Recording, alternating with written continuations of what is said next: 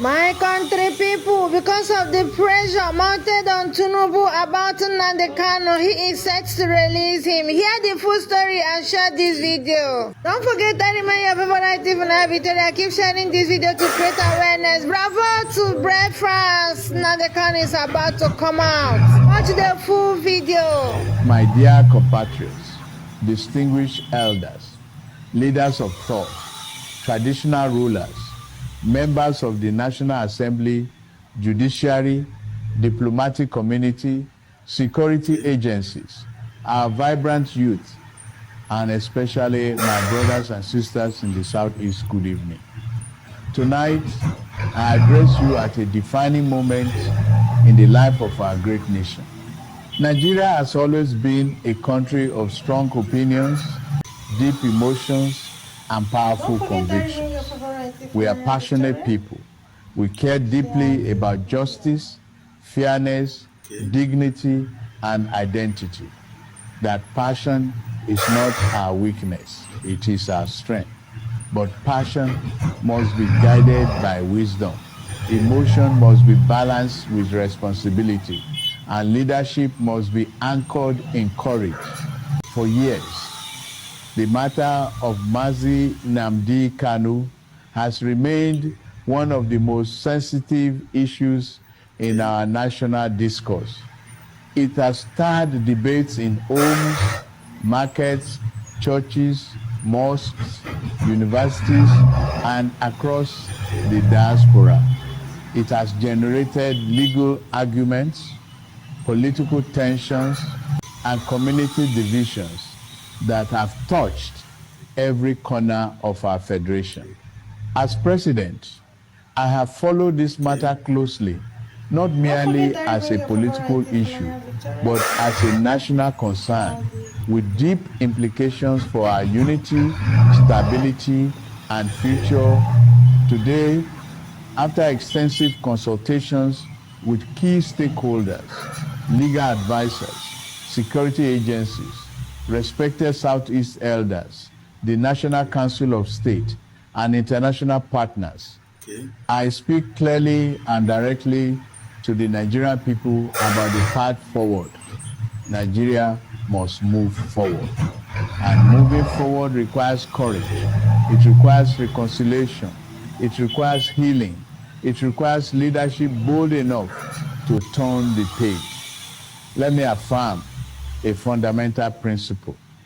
Nigeria is governed by the rule of law. Our institutions must be respected. Our courts must function independently. Justice must not only be done, it must be seen to be done.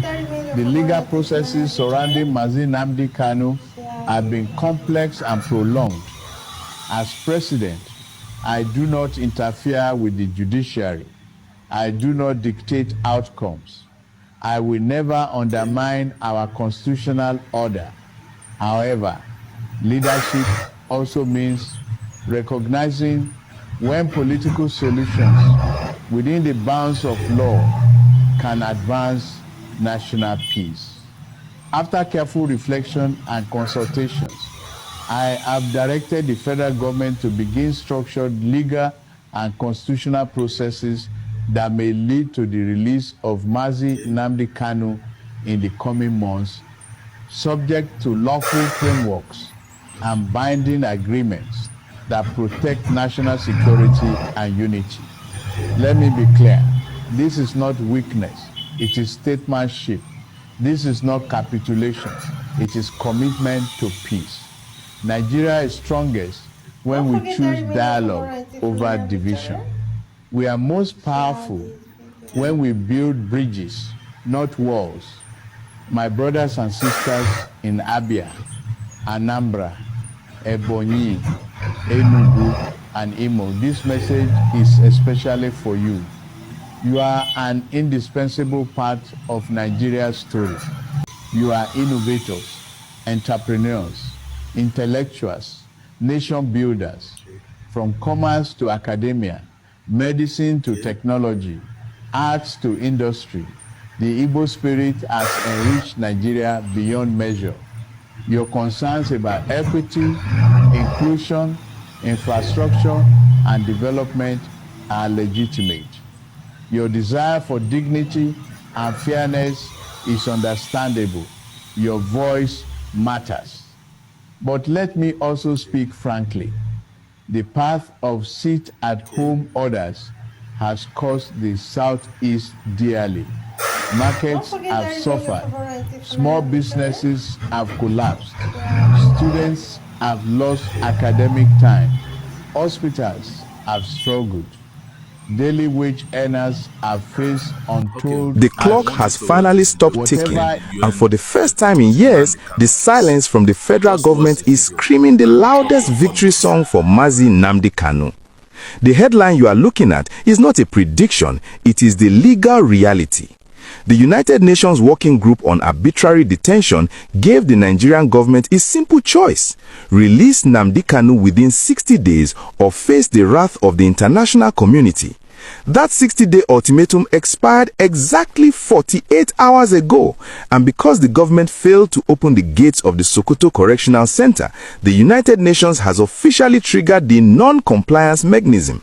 This means that in the eyes of international law, the detention of Nnamdi Kanu in Sokoto has shifted from being a legal dispute to a hostage situation, and the diplomatic consequences are already hitting Abuja like a sledgehammer. We are looking at a historic shift that has practically forced the hands of the presidency. According to diplomatic sources in Geneva, the moment the deadline passed without a compliance note from Nigeria's Attorney General, the UN Working Group automatically forwarded a level red non-compliance report to the UN Security Council and, most critically, to the United States State Department. This is where the game changes completely. You see, this report is not just a letter of complaint, it is a binding legal document that activates specific clauses in international treaties that Nigeria is a signatory to. By failing to release him from that facility in the northwest or provide a valid legal reason for holding him past the deadline, the government has inadvertently handed Nnamdi Kanu his biggest win yet. The release is now technically automatic under these treaties because the government has forfeited its right to detain him by ignoring the supreme deadline. I know many of you are asking, but is he physically out of Sokoto? Listen closely, because this is the technical part that has the government in a panic. While the physical gates of the Sokoto Correctional Center might still be locked this morning, the legal cover for keeping them locked has evaporated. We are hearing reports from the Ministry of Interior that there is serious confusion and fear regarding the sanctions that are now on the table. This non-compliance report is the exact document that the new U.S. administration under President Donald Trump has been waiting for. Remember the bill we discussed recently, the Nigeria Religious Freedom and Accountability Act? That bill has a clause that relies on UN reports to identify human rights violators. Now that the UN has officially certified that the government is holding Kanu illegally in defiance of a direct order, the US can legally freeze aid, deny visas to judges, and even block military equipment transfers. The government knows this. They know that this expired deadline is not just about Kanu anymore. It is about the survival of their international relationships. This is the perfect time to remind you that we are tracking this situation hour by hour. If you want to know the exact moment Nnamdi Kanu walks out of Sokoto, or if you want to see the list of officials the UN is planning to sanction, you need to do one thing for me right now. Go ahead and smash that like button. It tells YouTube that this is a story the world needs to see. And if you haven't already, please hit the subscribe button and turn on the notification bell. We are building a community here that refuses to be fed propaganda, and I want you to be a part of it. Thank you for staying with us. Now, let's talk about the frantic moves happening behind the scenes in Aso Rock. Sources are indicating that an emergency legal team was assembled late Tuesday night when it became clear the UN was not going to extend the deadline. The government tried to file a last-minute stay of execution claiming national security, but the UN Working Group reportedly rejected it because it was filed after the 60-day window had closed. This rejection is huge. It means there are no more appeals, there are no more delays. The case is closed at the international level and the verdict is released immediately. The victory here is that Nnamdi Kanu's legal team, led by the tenacious Aloy Ejimakor, has effectively cornered the government. By allowing the deadline to expire, the government has walked into a trap. If they continue to hold him in Sokoto now, they are doing so as a rogue state in direct violation of a Security Council-backed directive. This opens the door for Nnamdi Kanu's team to approach foreign courts to seize Nigerian assets abroad as compensation for unlawful detention. We saw a similar case happen with a political prisoner in Iran last year, where the UN deadline expiration allowed his family to freeze government bank accounts in Europe. This is the nightmare scenario the Central Bank of Nigeria wants to avoid at all costs. Furthermore, the non-compliance report has given the Southeast governors a powerful new weapon. We are hearing that a delegation is already using this expired deadline to negotiate a soft landing release. The argument they are presenting to the president is simple. The world has ruled against us, the deadline has passed, let us release him to a private residence now before the sanctions cripple our economy. The expiration of this deadline has removed the government's ability to say we are waiting for the court. The UN says the court process is compromised and has ordered a release regardless of the local courts. By ignoring this for 60 days, the government has exhausted its excuses.